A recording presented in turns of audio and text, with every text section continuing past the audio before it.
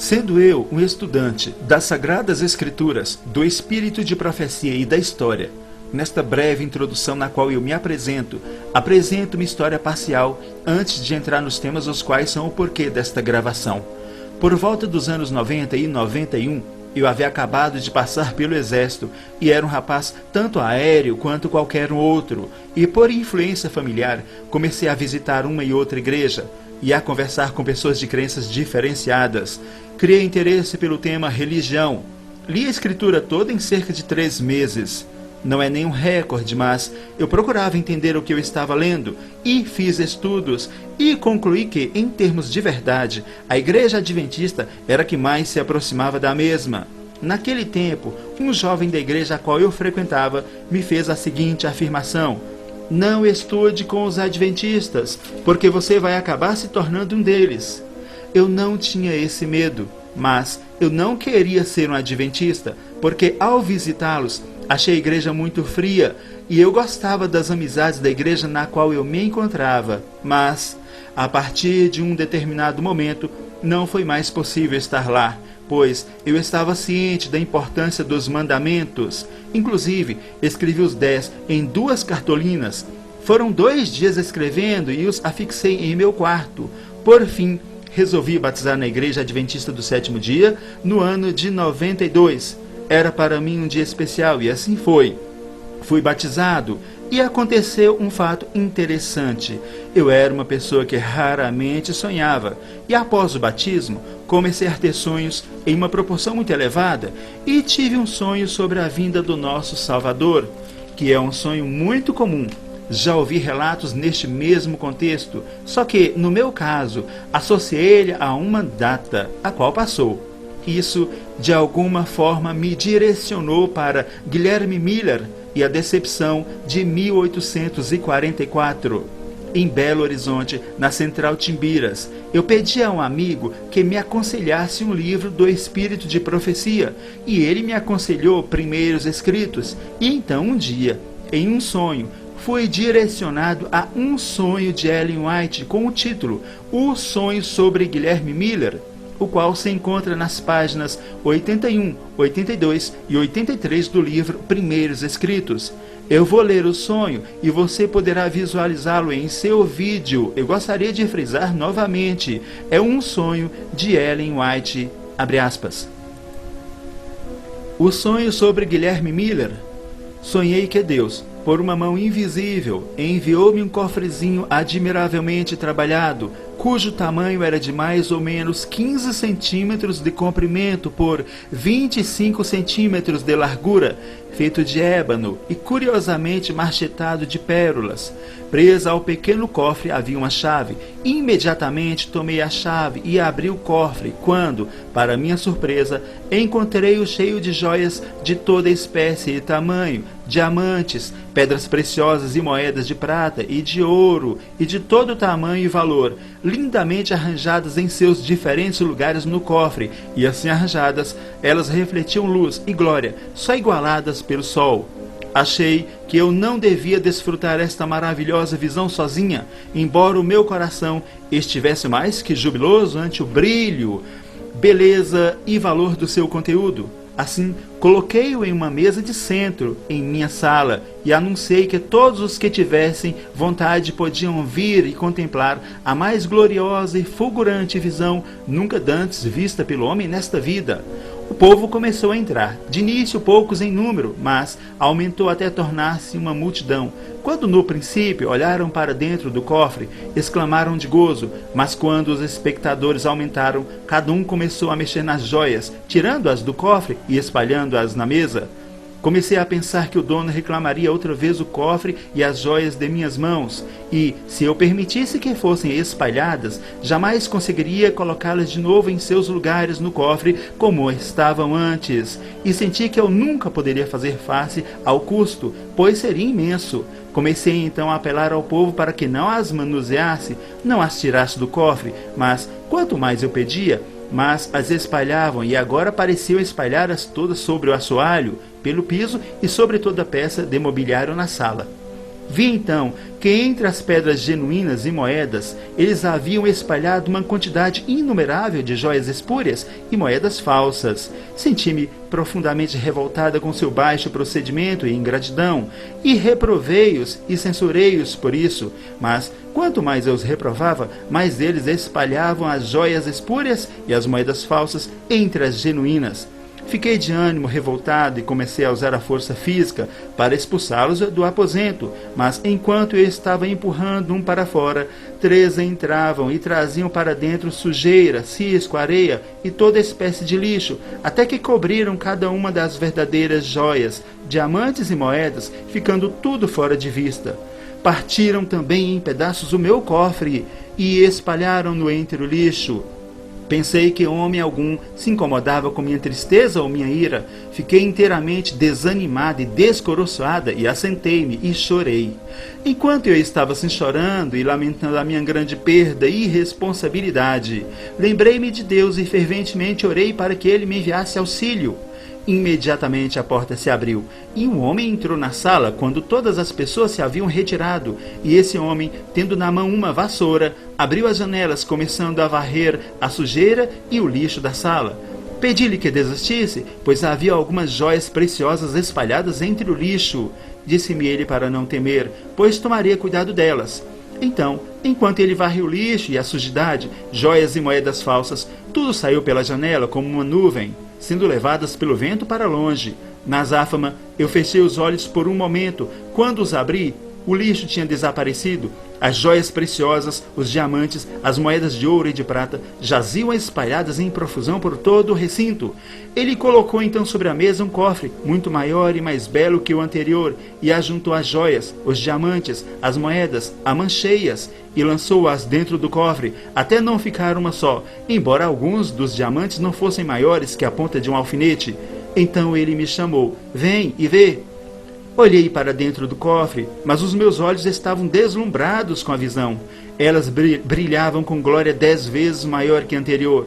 Pensei que tivessem sido esfregadas contra a areia pelos pés das pessoas ímpias que as haviam espalhadas e sobre elas pisado contra a poeira. Elas estavam arrumadas em bela ordem no cofre, cada uma no seu devido lugar, sem qualquer visível esforço da parte do homem que as pusera ali. Soltei uma exclamação de verdadeiro gozo, e esse grito despertou-me. Fecha aspas.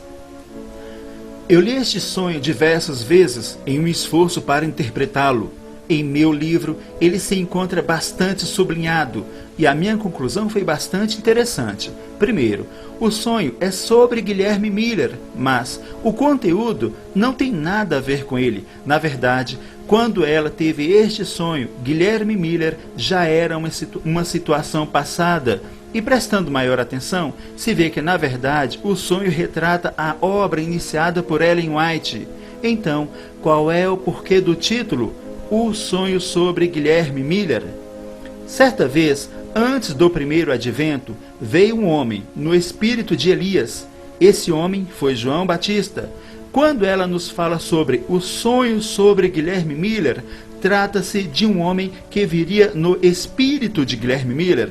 Isso não tem nada a ver com espiritismo, reflete caráter semelhante.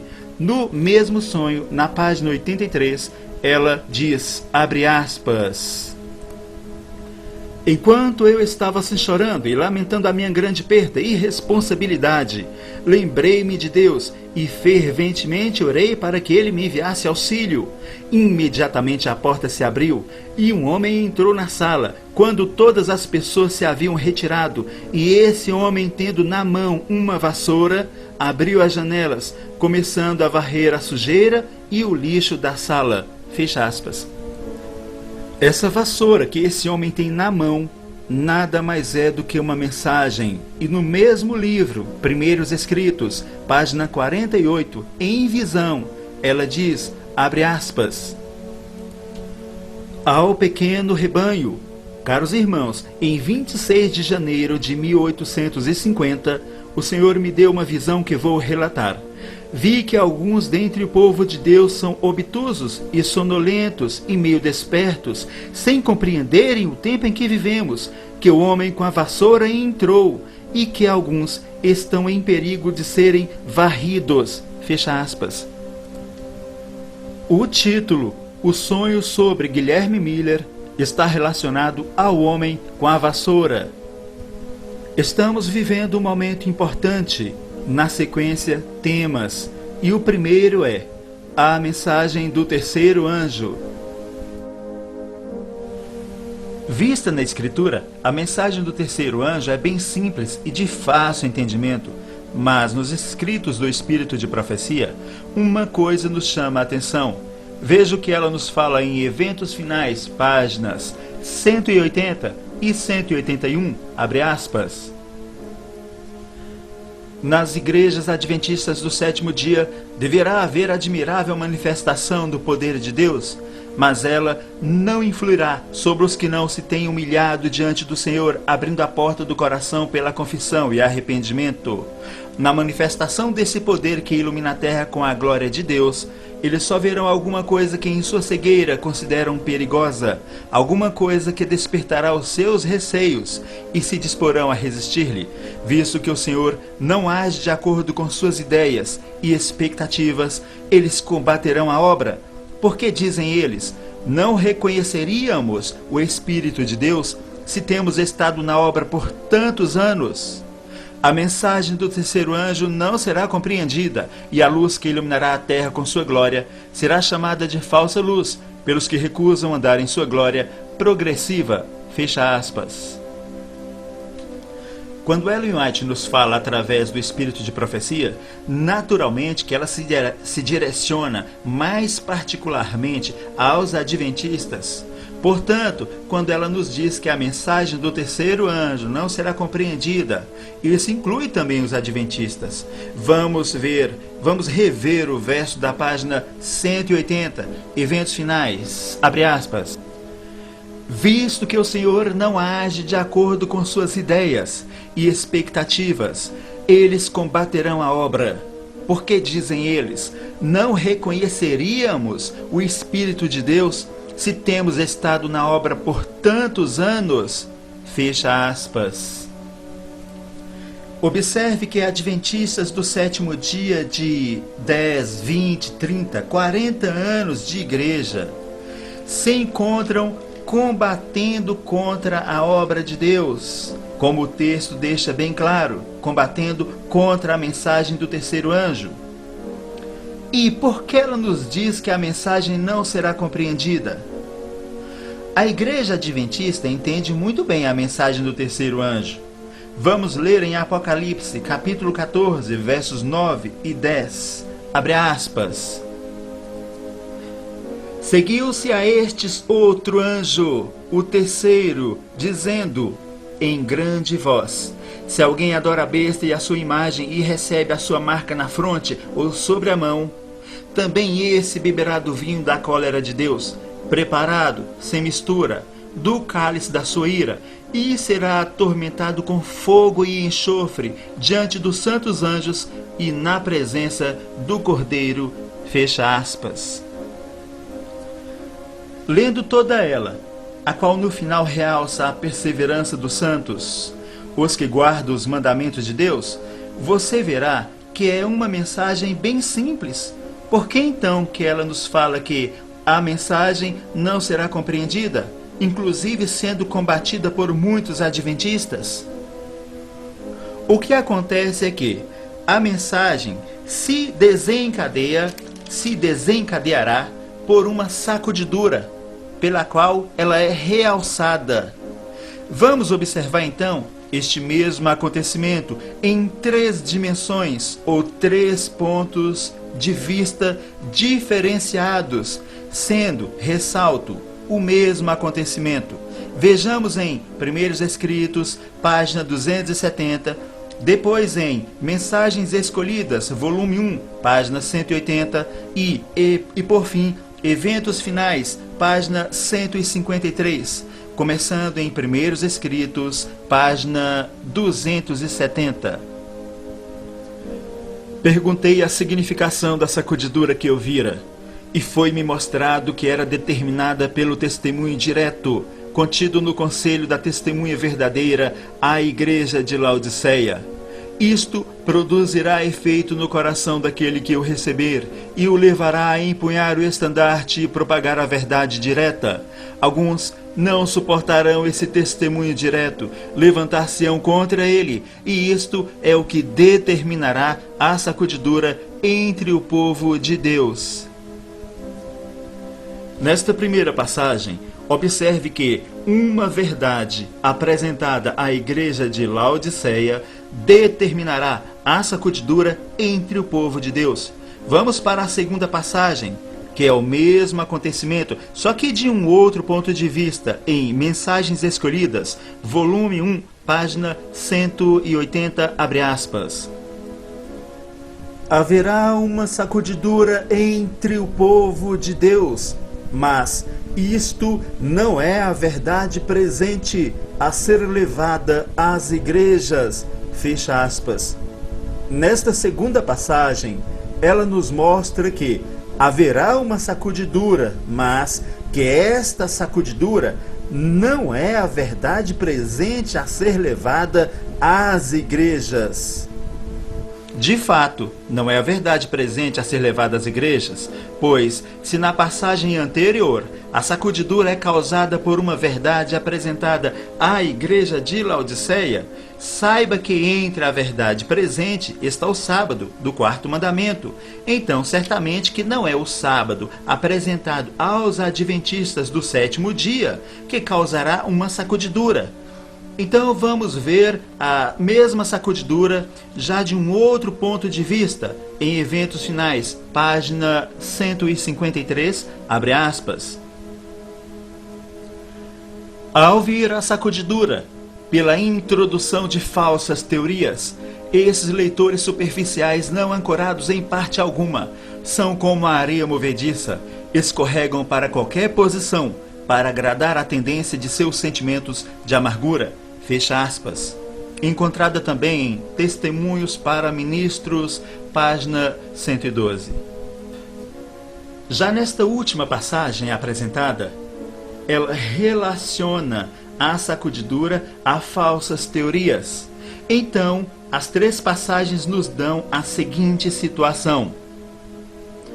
Uma verdade apresentada à igreja de Laodiceia, que não é a verdade presente, em contraste com falsas teorias, causam a sacudidura. É interessante frisar que a sacudidura, que é uma ordem de Deus, Amós 9:9, está relacionada a outros acontecimentos, inclusive a reforma.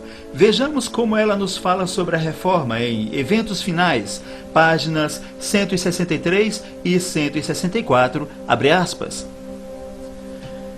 Precisa haver um reavivamento e uma reforma, sob a ministração do Espírito Santo. Reavivamento e reforma são duas coisas diversas. Reavivamento significa renovamento da vida espiritual, um avivamento das faculdades da mente e do coração, uma ressurreição da morte espiritual.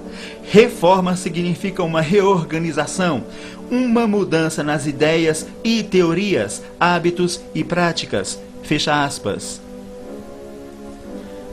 É interessante ressaltar as seguintes palavras, abre aspas, reforma significa uma reorganização, uma mudança nas ideias e teorias, hábitos e práticas, fecha aspas. Mudança nas ideias e teorias.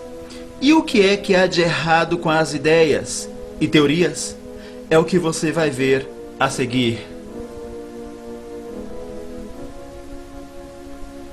O próximo tema é o mais simples, mas é importante para entender uma ordem de acontecimentos, e o tema é a vinda de Miguel. Nós sabemos que o nosso intercessor um dia deixará o santuário celestial, o seu espírito será retirado da terra e haverá um período de grande turbulência. A pergunta é, o que ele fará durante este período? Vamos para o livro de Daniel, capítulo 12, verso 1, abre aspas. Nesse tempo se levantará Miguel, o grande príncipe, o defensor dos filhos do teu povo, e haverá um tempo de angústia qual nunca houve, desde que houve nação até aquele tempo. Mas, naquele tempo, será salvo o teu povo, todo aquele que for achado inscrito no livro. Fecha aspas. Miguel, segundo a Igreja Adventista, é um título que o nosso Salvador recebe em determinada situação. Vamos ler também em Eventos Finais, página 22, abre aspas. O Senhor se levantará para sacudir terrivelmente a terra. Veremos aflições por todos os lados. Fecha aspas. Se levantará significa deixar o santuário, ou seja, o fim do tempo da graça. Então vamos ver qual vai ser a obra que ele fará após sair do santuário, em Eventos Finais, página 203. Abre aspas. O Senhor vem com poder e grande glória. Será então seu trabalho fazer completa separação entre o justo e o ímpio. Fecha aspas.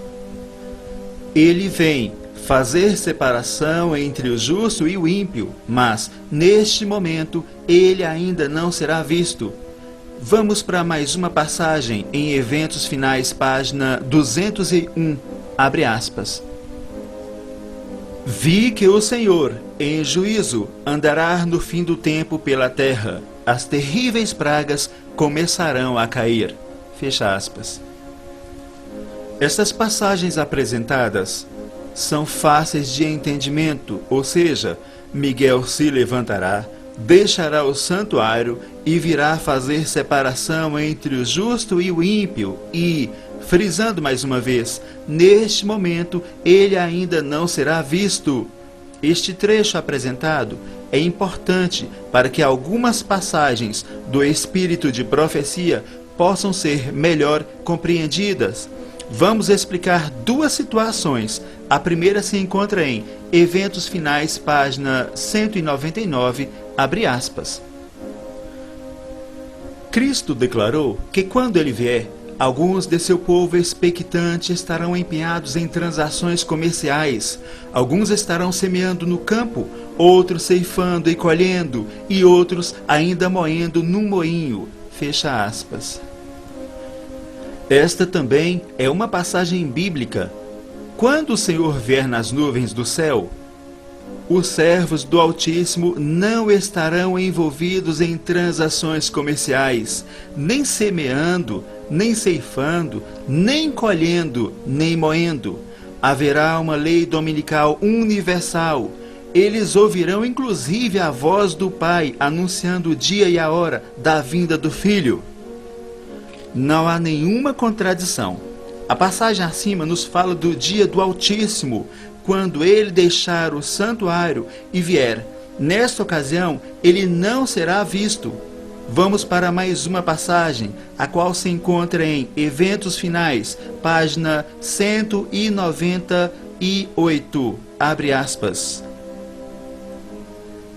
A atividade humana depois da terminação do tempo da graça. Os justos e os ímpios estarão ainda a viver sobre a terra em seu estado mortal. Estarão os homens a plantar e a construir, comendo e bebendo, todos inconscientes de que a decisão final, irrevogável, foi pronunciada no santuário celestial. Fecha aspas. Esta passagem é o mesmo acontecimento da passagem anterior e se relaciona com as outras. Nesta passagem, nós vimos que, ao ocorrer o fim da graça, ainda haverá, por um momento, uma aparente normalidade. Estarão os justos e os ímpios a plantar e a construir, comendo e bebendo, todos inconscientes de que a decisão final irrevogável foi pronunciada no santuário celestial. Ele deixa o santuário e vem, e, por um momento, provavelmente bem breve, as pessoas todas estarão seguindo sua rotina aparentemente normal.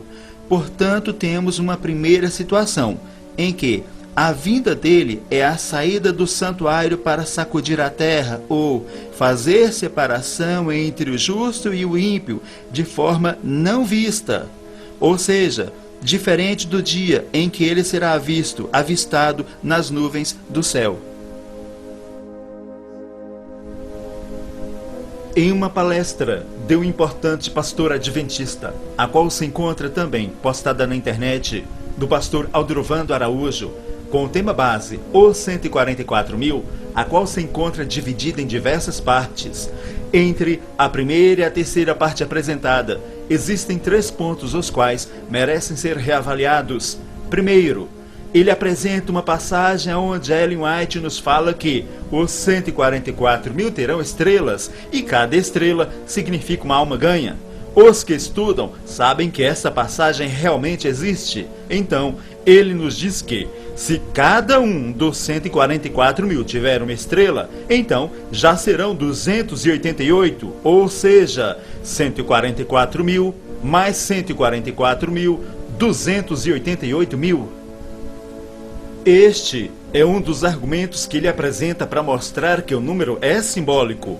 Na mesma palestra, ele nos diz que os 144.000 são as primícias, ou os primeiros.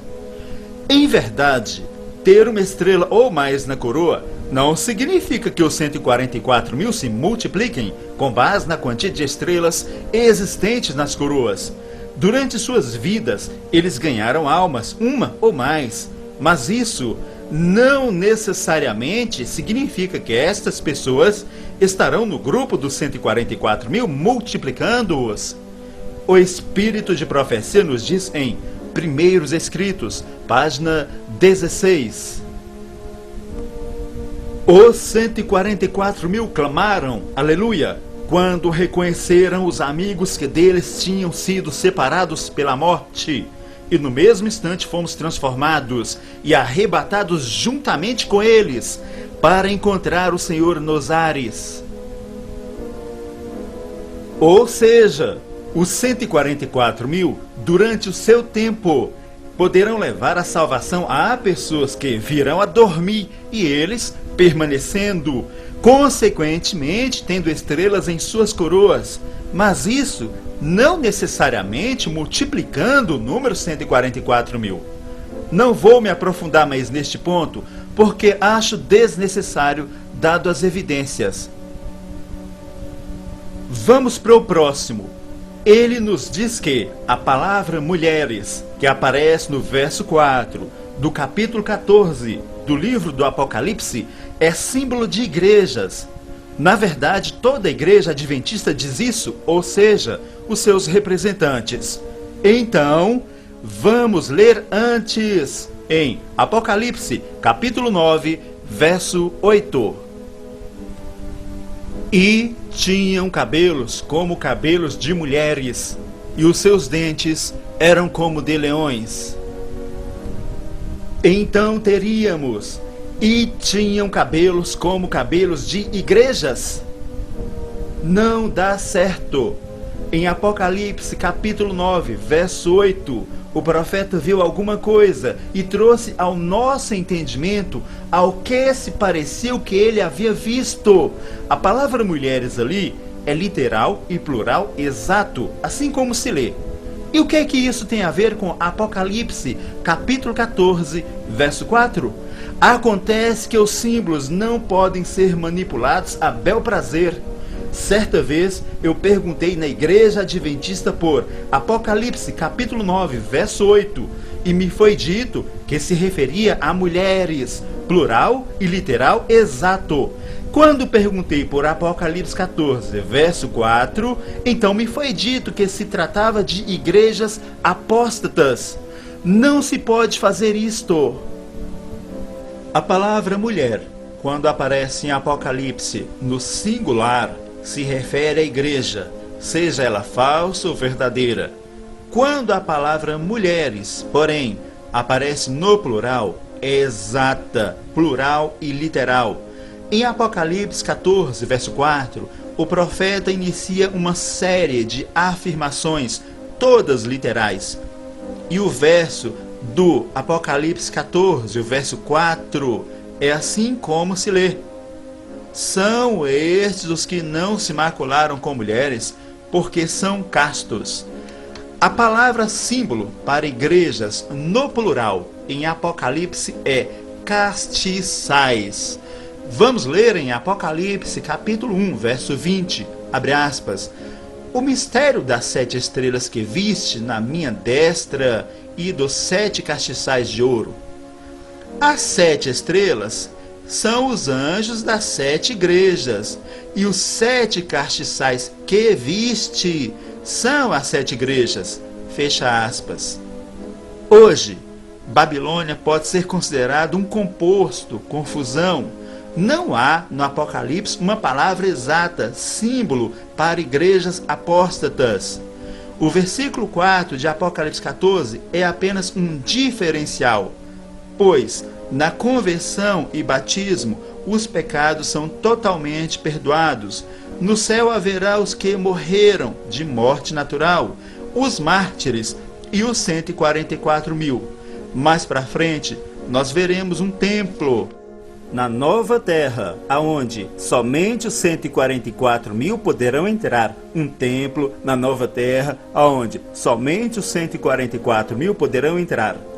Terceiro ponto, nos falando sobre o selamento, o pastor Aldrovando faz a seguinte declaração. Observação, todas as palavras são do pastor Aldrovando Araújo, abre aspas.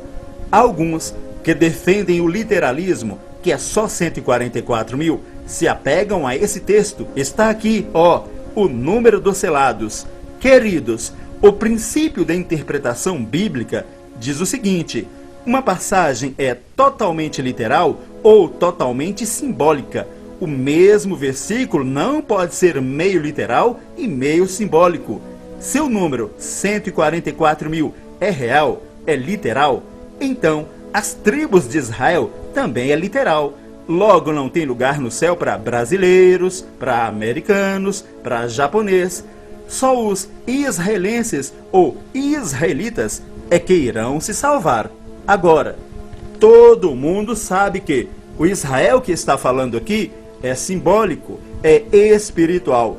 Fecha aspas. Vamos dividir em duas situações o que ele nos fala. Primeira situação, uma passagem tem que ser totalmente simbólica ou totalmente literal?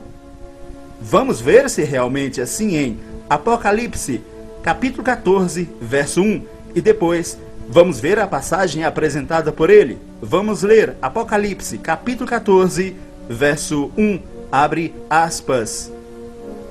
E olhei, e eis que estava o Cordeiro sobre o monte de Sião, e com ele 144.000, que em suas testas tinham escrito o nome dele e o nome de seu pai.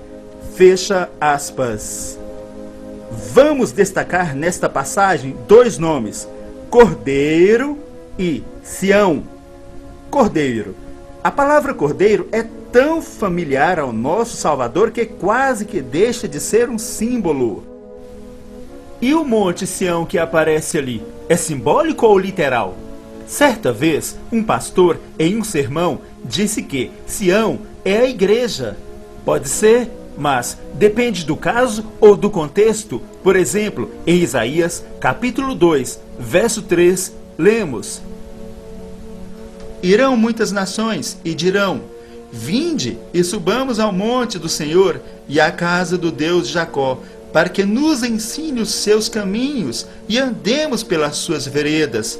Porque de Sião sairá a lei e a palavra do Senhor de Jerusalém. Fecha aspas. Até que nesse caso, Sião, da onde sairá a lei, pode ser considerada igreja, porque se na igreja houver a lei, é um caminho mais próximo. A origem é Sião, e quem ensina são as pessoas. O monte por si só não ensina nada. Porém, o Monte Sião, em Apocalipse capítulo 14, verso 1, ou seja, no mesmo verso onde aparece a palavra Cordeiro, é o Monte Sião mesmo, literal. Não é a igreja. Por quê? Se os 144.000 se encontram sobre o Monte Sião e eles representam a igreja, então teríamos os 144.000, que é a igreja, cantando em cima de uma igreja. Vamos considerar a Central Timbiras, em Belo Horizonte. Então, se Sião ali fosse a igreja, teríamos os 144 mil, que são os representantes da igreja, cantando em cima da central. Não faz nenhum sentido, e isso não vai acontecer, porque não há um motivo especial para isso acontecer. Isto foi apenas para mostrar que uma mesma passagem pode ser, sim, em parte simbólica e em parte literal. Na segunda situação, ele nos diz que, abre aspas, se o número 144 mil é real, é literal, então as tribos de Israel também é literal.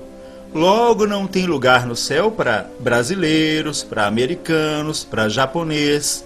Só israelenses ou israelitas é que irão se salvar.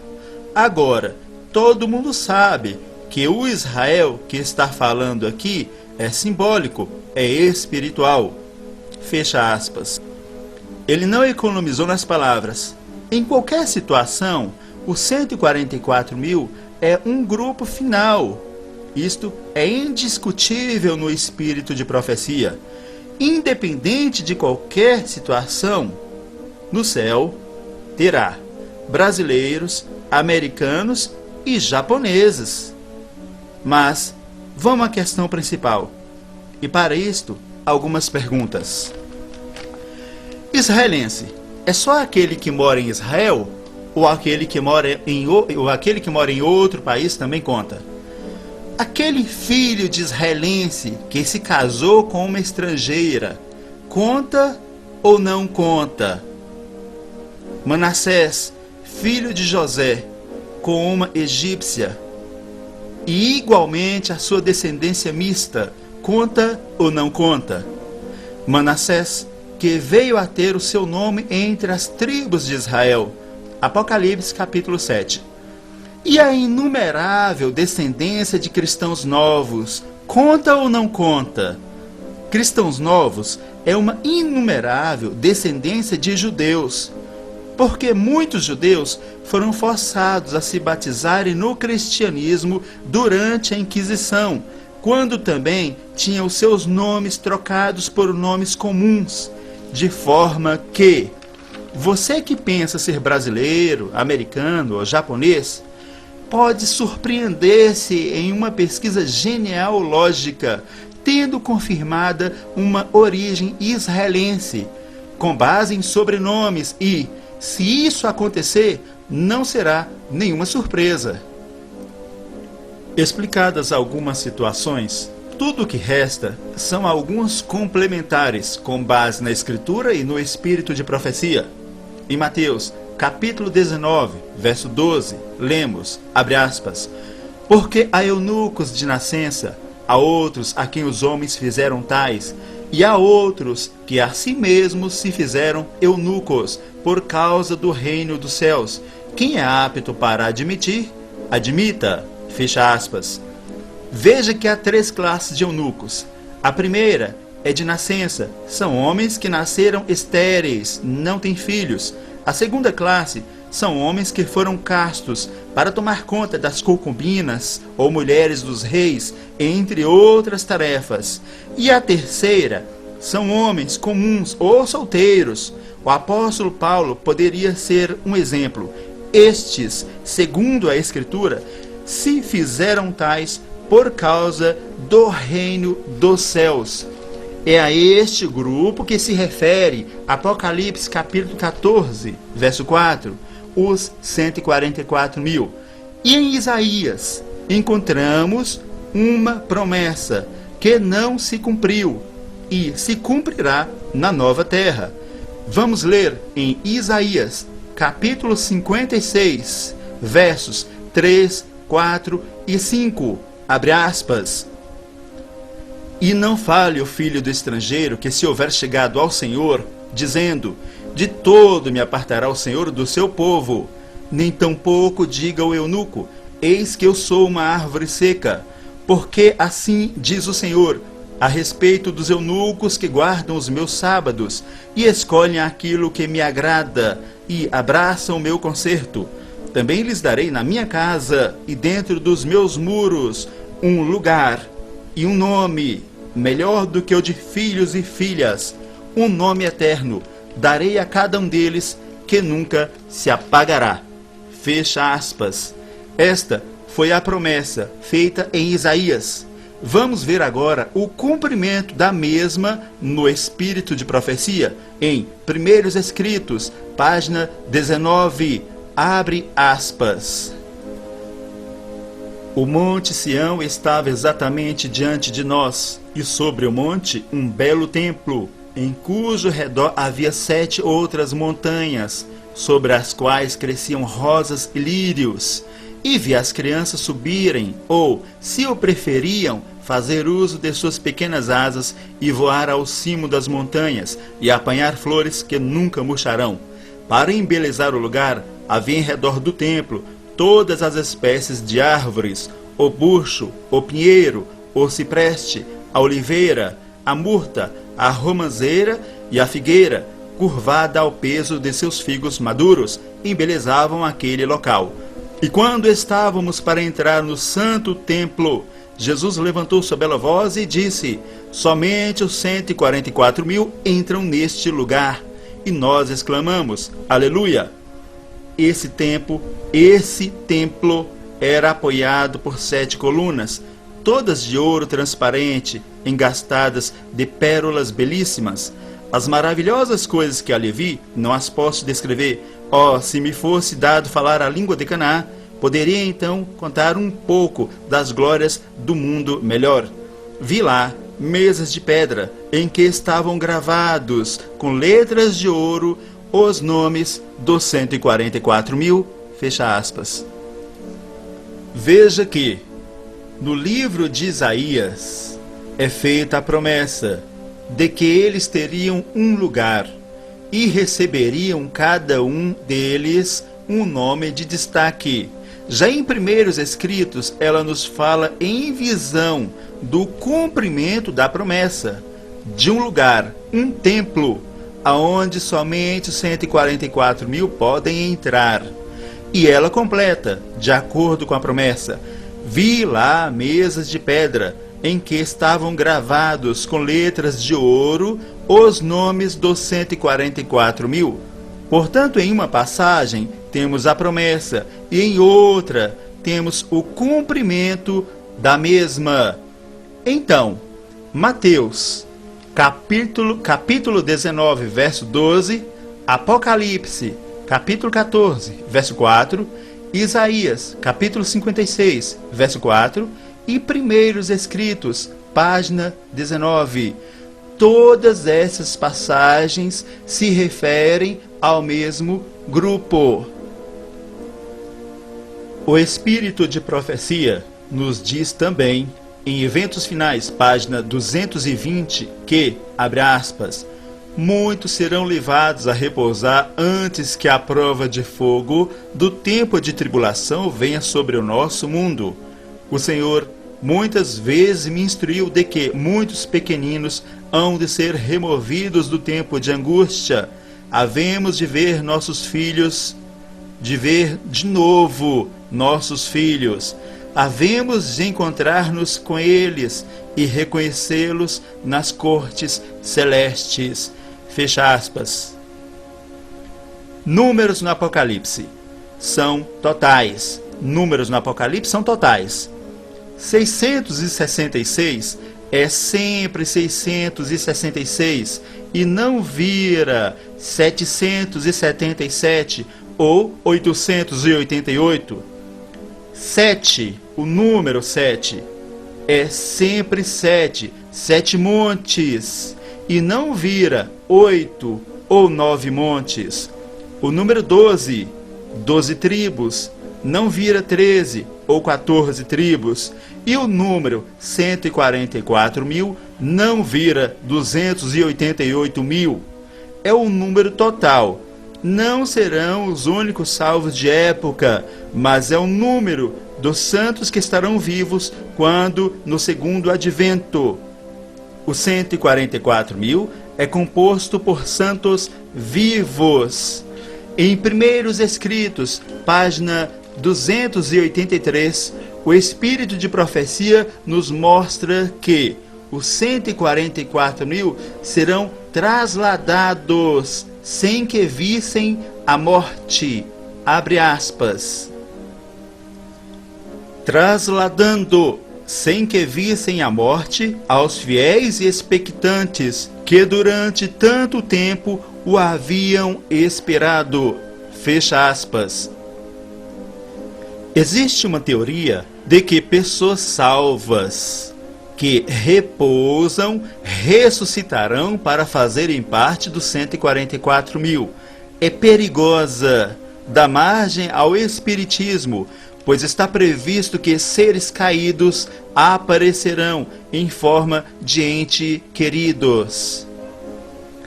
Mulheres não fazem parte dos 144.000. Essa é uma conclusão natural. E por que não faz? O pastor citado aqui, em sua palestra, nos diz que há graduação de pecado. Segundo o espírito de profecia, Satanás sofrerá mais em sua morte do que os outros, porque ele foi o originador do pecado. Inclusive, foi ele quem induziu a mulher a tomar do fruto, levou para o homem Adão. E o espírito de profecia diz, abre aspas, tentando-o. E Adão, por causa do seu amor por ela, participou do fruto e do seu destino, que foi a morte. Entre os homens, o pecado se originou a partir de Eva. Leia mais em Primeiros Escritos, páginas 147 e 148. O apóstolo Paulo, em 1 Timóteo, capítulo 2, versos 14 e 15, diz, abre aspas, e Adão não foi enganado, mas a mulher, sendo enganada, caiu em transgressão. Salvar-se-á, porém, dando à luz a filhos, se permanecer com modéstia na fé, no amor e na santificação. Fecha aspas. O livro do Apocalipse nos mostra mais uma importante característica dos 144.000. No capítulo 14, no verso 1, nos é mostrado que eles têm escrito em suas testas o seu nome e o nome de seu pai. E ter o nome do filho e o nome de seu pai escrito em suas testas é mais uma característica dos últimos sobreviventes e pode significar que, salvos de outras épocas passadas, não tiveram esse mesmo conhecimento. Por exemplo, quando se diz que eles seguiam o cordeiro para onde quer que vá, não significa que os outros salvos não poderão ir de um lugar para outro. Segundo o espírito de profecia, os salvos todos poderão ir inclusive de um planeta para o outro, mas haverá um diferencial para os 144.000. O que estou tentando mostrar, e creio que não é difícil de entender, é o porquê da existência das palavras do profeta. Porque, se todos pudessem seguir o Cordeiro para onde quer que vá, então não haveria a necessidade da existência da passagem. E várias passagens em Apocalipse 14 têm essa função de diferencial. De volta à questão em Apocalipse 14, verso 1, quanto ao nome do Filho e do Pai, alguém poderá dizer que, em todas as épocas, os salvos tiveram em suas testas consciência escrito o nome do Pai e o nome do Filho? Não! Isso é um diferencial para os 144.000, se bem que é importante para todo salvo. Preste atenção em documentos. Um é da Comissão de Tradução, Revisão e Consulta da SBB, Sociedade Bíblica do Brasil, e o outro é da Igreja Adventista, através da Revista Teológica do Salto IAN, por Reinaldo Siqueira, PhD, professor de grego e hebraico da Igreja Adventista do Sétimo Dia. Primeiro documento da Sociedade Bíblica do Brasil. A maioria das Bíblias no Brasil passa pela SBB. Talvez você encontre esta sigla logo nas primeiras páginas de sua Bíblia. Eles, a Comissão de Tradução, dizem o seguinte em um documento publicado, abre aspas, como o nome Yehoshua se tornou Jesus? Resposta, já vimos que o vocábulo Jesus não se deriva diretamente de Yehoshua, mas da forma abreviada Yeshua, através do grego e do latim. Fecha aspas. E o professor de grego e hebraico da Igreja Adventista do Sétimo Dia, Reinaldo Siqueira, faz a seguinte afirmação, abre aspas, as duas formas são totalmente plausíveis no texto da Septuaginta, tanto a forma Yehoshua, que quer dizer YHWH é salvação, como Yeshua, que simplesmente significa salvação, fecha aspas. Depois, ele fala da transliteração para o grego. Observação, o professor escreve YHWH, que é o tetragrama, referência ao nome do Pai, contido no significado do nome Yehoshua. É o nome do Pai escrito, mas não é o nome do Pai pronunciado. Isso você verá mais pra frente. Na mesma página, após algumas citações favoráveis à forma abreviada Yeshua, o professor diz o seguinte, abre aspas, tudo isso parece indicar que nos dias de Jesus, a forma mais usada do nome seria Yeshua e que este teria sido o nome de Jesus em vez da forma mais arcaica Yehoshua. Fecha aspas. Primeiro, se nos dias de Jesus a forma mais usada seria Yeshua, então não seria nos dias de Jesus, e sim nos dias de Yeshua. Nada é muito claro, é tanto que a palavra aparece várias vezes. O que se tem certeza é que o nome Yehoshua foi por algum motivo abreviado para Yeshua, e depois no grego virou Jesus, e depois no latim virou Jesus. Segundo a Comissão de Tradução da Sociedade Bíblica do Brasil, abre aspas, a evolução do termo, fecha aspas, ou seja, é a evolução do nome. Na Terra, possivelmente, não haja outro nome que tenha sofrido tanta mutação. Nem mesmo o profeta islâmico, Maomé, teve tal privilégio, se é que ter um nome mudado é algum privilégio.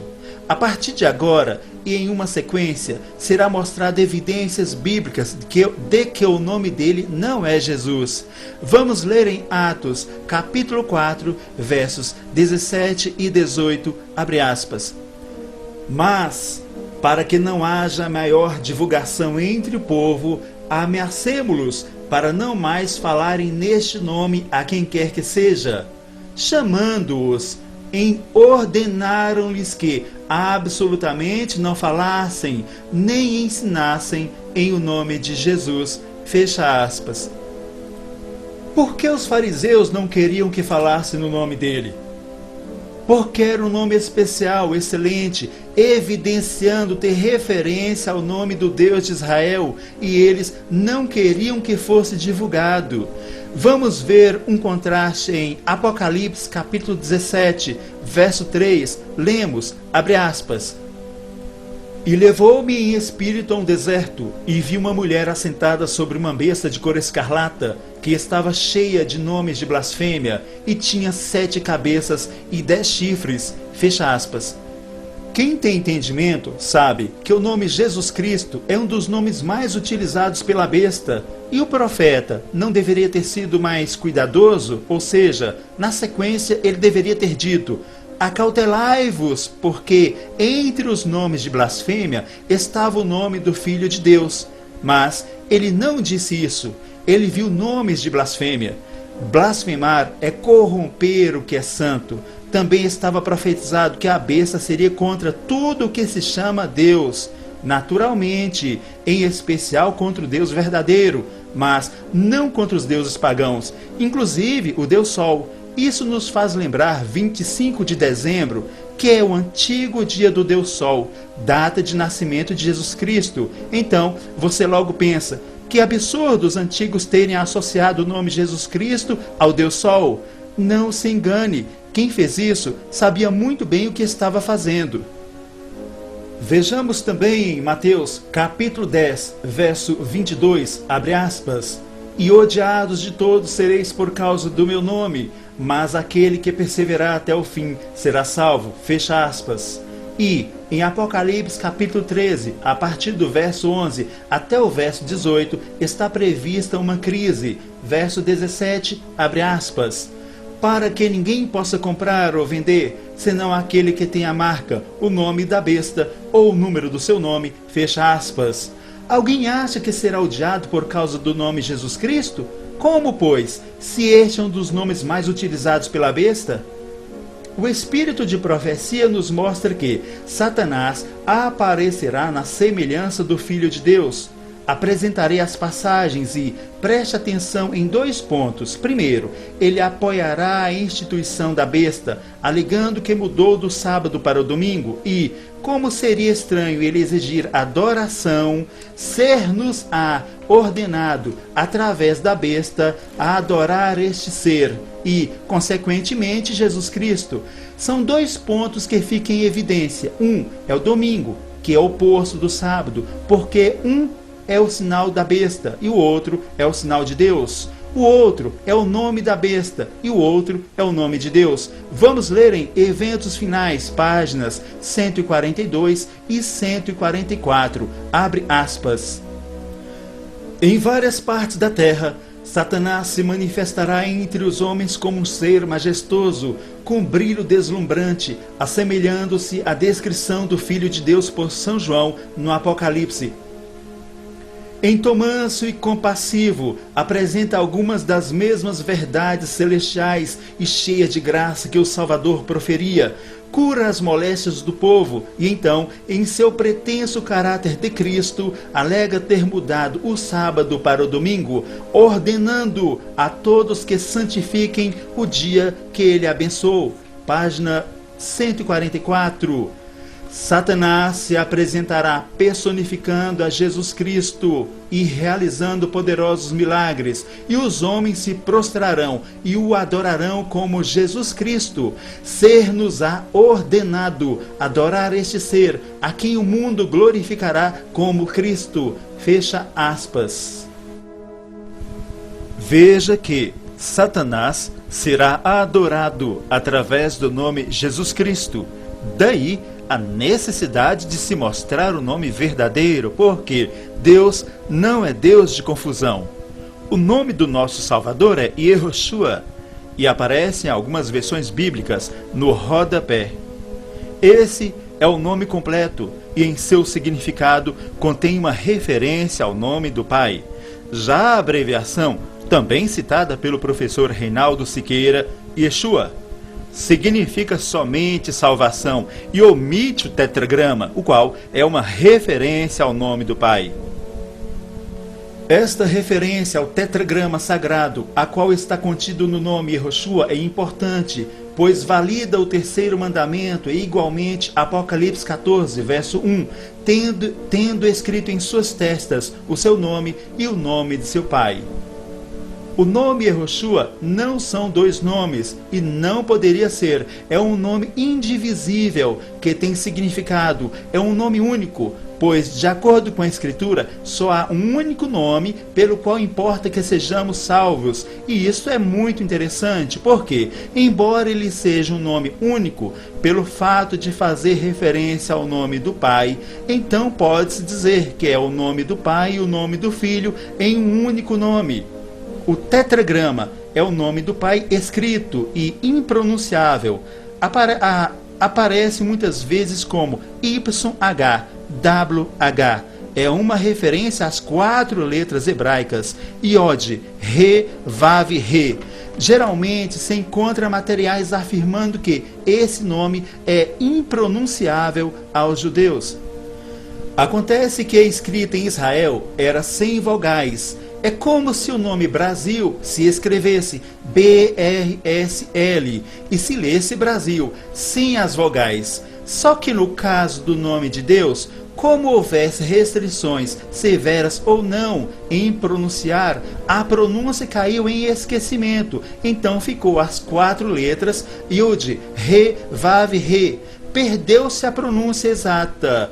É como se você tivesse apenas as consoantes da palavra Brasil, ou seja, BRSL, e esquecesse a pronúncia, porque não havia representações para as vogais no hebraico, de forma que o tetragrama, 4 letras hebraicas, é o nome de Deus escrito, mas não é o nome dele pronunciado. E, Como as vogais hebraicas chamadas de sinais massoréticos só vieram por volta do século 5 ou 8 de nossa era, então, se encontrar o nome dele na arqueologia, muito provavelmente serão as 4 letras que é como o nome dele é escrito.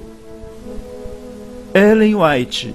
Como se explica, pois ela usou o nome Jesus? Ela nos diz que precisava haver uma reforma. Ela não fez essa reforma final. Ela nos diz que, abre aspas, em visões da noite, passaram perante mim representações de um grande movimento reformatório entre o povo de Deus, fecha aspas. Eventos finais, página 174. As palavras dela nos mostram que nem todas as questões estavam resolvidas, vista assim a necessidade de uma reforma. Certa vez, eu me encontrava em uma cidade do interior. No caminho, encontrei um jovem e caminhávamos na mesma direção. Ele entendia um pouco do evangelho e falei para ele sobre o sábado. E, em meio à conversa, ele me disse que Lutero não havia reformado o sábado. Como se explica isso? Nunca houve um super-reformador que houvesse reformado todas as coisas, e Deus tem reformado aos poucos. Então temos a seguinte situação. Nós sabemos que Lutero foi um servo de Deus. Está escrito no Espírito de Profecia. Tem uma parábola na Escritura que fala do rico e o mendigo. O mendigo no céu e o rico no inferno.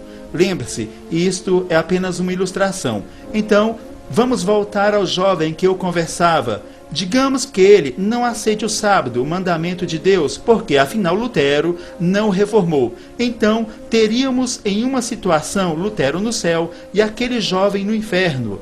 E o jovem diria a Lutero: o seu lugar é aqui no inferno, juntamente comigo, porque é por culpa sua que eu estou aqui. Vamos para a próxima ilustração. Temos então Ellen White na salvação e alguém que não entendeu a importância do nome perdido. E ele olha para ela e diz: eu estou perdido por culpa sua. E ela responde: eu não te disse que haveria uma reforma? Você sabia que o nome estava errado? E ele responde: sabia. E ela encerra: então você estava ciente. É comum encontrar pessoas que, ao concluírem que o nome está errado, jogam a culpa sobre Ellen White. Nomes de pessoas não mudam de um lugar para o outro. Se alguém se chama Ellen dos Estados Unidos e vier passear no Brasil, ela não vira Helena. E se Helena for passear nos Estados Unidos, lá ela não vira Ellen. O que prevalece é a origem do nome. Existem pessoas que extremizam uma situação contrária aos mandamentos. Tem os que extremizam o sábado, dizendo que não se pode acender nem mesmo uma lâmpada no sábado, porque é fogo. Estes fazem isso a fim de anular ou invalidar. Era muito diferente o trabalho de se acender fogo no passado da forma que se acende hoje. O problema não está no fogo em si. Igualmente, existem os que afirmam com a mesma intenção de anular que se falarmos o nome dele em sua origem hebraica, então temos que falar tudo em hebraico. Isso não é verdade, trata-se apenas do nome dele. Nós falamos o nome de Ellen White, que é inglês, e não sentimos a necessidade de falar tudo em inglês. Existe a informação na qual o nome Jesus grego ou Jesus latim não soa muito bem aos ouvidos dos judeus ou ao hebraico. O nome Jesus não significa salvação no hebraico e não significa salvação no português. Nesse caso, significado é o que a palavra traz em si, ou seja, a palavra salvação no português, em hebraico se escreve Yeshua. A seguinte frase serve de exemplo: ele é Yeshua. É como se dissesse, ele é salvação. Atribuem ao nome Jesus um significado que não existe no mesmo. Alguns afirmam que o nome Jesus é um misto de nomes de deuses pagãos, mas não se sabe ao certo o significado do nome Jesus. O nome Jesus e Jeová são dois nomes distintos. O nome Jeová é uma montagem do tetragrama com as vogais da palavra Adonai. Além de ser uma montagem, é irregular, por causa da consoante J, que não deveria estar ali, pois não tem correspondente no tetragrama. A Escritura nos mostra que o nosso intercessor recebeu um único nome. Não poderia ser dois nomes, um único nome, indivisível, e com referência ao nome do Pai, estando em harmonia com Apocalipse capítulo 14, verso 1, tendo escrito em suas testas o seu nome e o nome de seu Pai. Esse nome é Yehoshua. O último tema não é menos interessante. Inicialmente, trata-se de uma contradição na genealogia que aparece no livro de Mateus, no capítulo 1, do verso 2 até o verso 16. Vamos ler, abre aspas. Abraão gerou a Isaque, Isaque a Jacó, Jacó a Judá e a seus irmãos. Judá gerou de Tamar a Pérez e a Zera. Pérez gerou a Esrom, Esrom a Arão. Arão gerou a Aminadab, Aminadab a Naasson, Naasson a Salmão. Salmão gerou de Raabe a Boaz. Este, de Rute, gerou Obed, e Obed a Jessé. Jessé gerou ao rei Davi, e o rei Davi a Salomão, da que fora mulher de Urias. Salomão gerou a Roboão, Roboão a Abias, Abias a Asa. Asa gerou a Josafá, Josafá a Jorão, Jorão a Uzias, Uzias gerou a Jotão, Jotão a Acás, Acás a Ezequias, Ezequias gerou a Manassés, Manassés a Amon, Amon a Josias, Josias gerou a Jeconias e a seus irmãos no tempo do exílio na Babilônia. Depois do exílio na Babilônia, Jeconias gerou a Salatiel, e Salatiel a Zorobabel. Zorobabel gerou a Abiúde, Abiúde a Eliaquim, Eliaquim a Azor, Azor a Sadoque, Sadoque a Aquim, Aquim a Eliúde, Eliúde gerou a Eleazar, Eleazar a Matã, Matã a Jacó, e Jacó gerou a José, marido de Maria. Fecha aspas. No verso 18 do mesmo capítulo, lemos que Maria, sem que tivesse coabitado com José, abre aspas, achou-se grávida do Espírito Santo, fecha aspas. E depois, no verso 20, em sonho, um anjo diz a José, abre aspas, filho de Davi, não temas receber Maria, tua mulher, porque o que nela foi gerado é do Espírito Santo, fecha aspas. Alguns estudiosos, ao estudarem essa genealogia, concluíram que ela é contraditória. São alguns pontos, no mínimo, estranhos. Vamos observar apenas um que nos parece mais interessante. Geralmente, quando na escritura aparece a genealogia de alguém, o objetivo é justamente a pessoa final. E se a pessoa final não é alcançada por aquela genealogia, então não se pode dizer que aquela é a genealogia daquela pessoa. Fato que ocorre em Mateus capítulo 1. No caso da genealogia citada em Mateus, note que começa por Abraão, passando por Davi e chegando até José. E quando vai passar de José para o filho, o objetivo final da genealogia, então ocorre uma intervenção que é fora do natural e José não passa o seu sangue, quebrando então a sequência genealógica. Quem entende um pouco de genealogia sabe do que estou falando. O Messias era, segundo a carne, da descendência de Davi. Em 2 Timóteo, capítulo 2, versos 8, nos diz que o Messias é, abre aspas, da descendência de Davi, fecha aspas. Existe a informação de que Maria também era da tribo de Davi. Então, se o objetivo da intervenção sobrenatural era evitar que José passasse do seu sangue para o filho, essa intervenção fracassou, pois, através de Maria, que também era da tribo de Davi, ou da geração de Davi, passou para o filho. Então, qual era o problema, ou o que Deus tinha contra José? O filho não poderia ter nascido de forma natural? Por que é citada a genealogia de José e não a de Maria? De acordo com a genealogia que aparece em Mateus, que nem precisava aparecer, pois é uma genealogia interrompida. Ele foi filho somente de Maria, através de uma intervenção sobrenatural. sem a influência de José.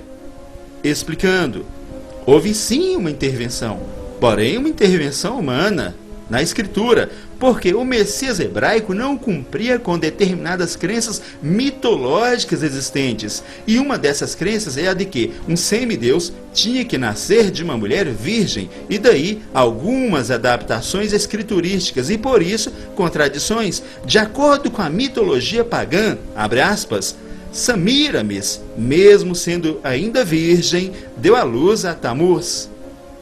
Fecha aspas. E a passagem usada para abonar a ideia de que ele nasceu de uma virgem em Isaías, capítulo 7, verso 14.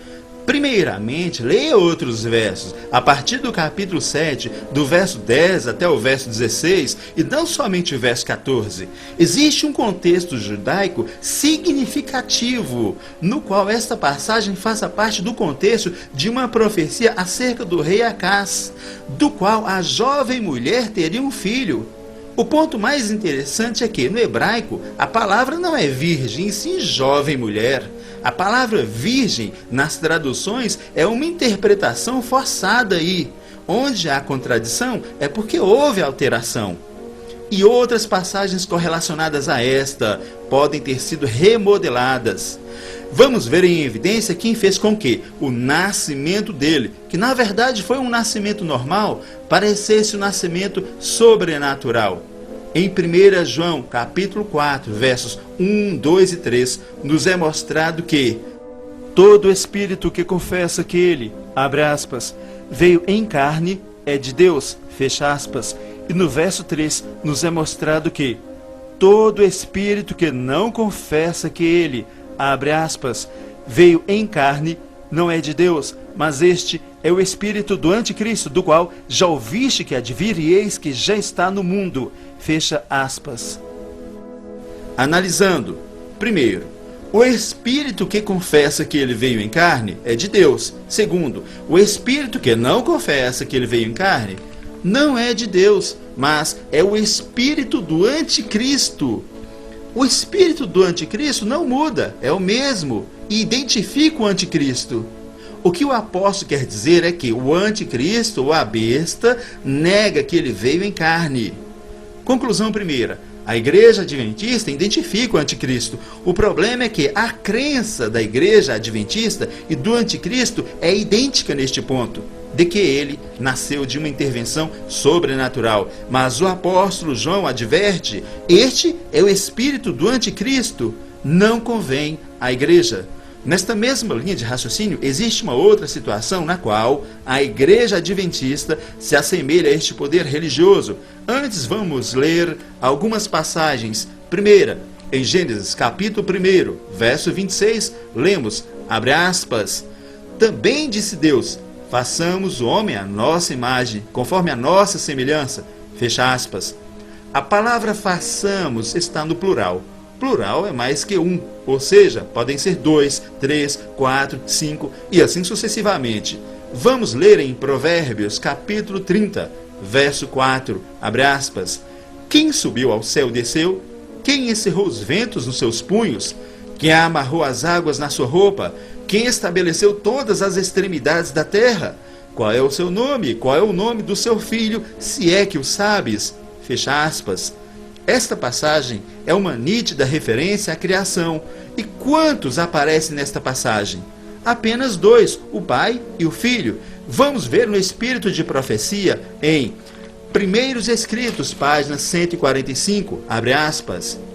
Mas, quando Deus disse a seu filho, façamos o homem à nossa imagem, fecha aspas, temos 2, Deus que é o pai e o filho. Vamos ler uma sequência de trechos no espírito de profecia em Primeiros Escritos, páginas 149, 150 e 151. Abre aspas. Disse meu anjo assistente, ele está em conversa íntima com o Pai. Dissera-lhes que estivera a pleitear com seu pai e oferecera-se para dar sua vida como resgate. Sua vida unicamente poderia ser aceita por seu pai como resgate pelo homem. Pensais que o Pai entregou seu muito amado Filho sem esforço? Não, absolutamente. Foi mesmo uma luta para o Deus do céu decidir se deixaria o homem culpado perecer ou dar seu amado Filho para morrer por ele. Fecha aspas. Esta é uma pergunta bastante simples. Quantos você encontrou nesta série de citações? Somente dois, o Pai e o Filho. Não tem uma terceira pessoa. O Espírito de Deus é o Espírito de Deus. Veja que ele não dá nenhuma opinião em momentos tão importantes. De acordo com Primeiros Escritos, página 149, até os anjos estavam comovidos. E por que esse terceiro não aparece? Porque o Espírito de Deus não se encontra na Escritura ou no espírito de profecia uma conversa entre o Pai, o Filho e o Espírito Santo. E por que não se encontra esta conversa dos três? Porque eram dois somente. O Espírito de Deus existe, mas não exatamente da forma humanista que nós entendemos ser uma pessoa. Muitas questões correlacionadas a poder ainda são desconhecidas do homem. Imagine 4 planetas: Júpiter, Saturno, Plutão e Terra. Deus, através do seu Espírito, pode estar presente nos 4. No entanto, não são 4 deuses. A palavra pessoa não é a melhor definição para o Espírito Santo, por causa da nossa visão simplicista do que é uma pessoa, pois essa definição, quando lançada ao céu, já não se encontra mais nesta mesma definição. Em uma investigação policial, é importante o que as pessoas falam, porém, mais importante do que o que as pessoas falam são as evidências da investigação. E as evidências concretas não são suposições, é de que o governo universal era formado por 2, são 2 e continuarão sendo 2. Revelações, capítulo 3, verso 21. Ao vencedor, dar-lhe-ei sentar-se comigo no meu trono, assim como também eu venci, e me sentei com meu Pai no seu trono.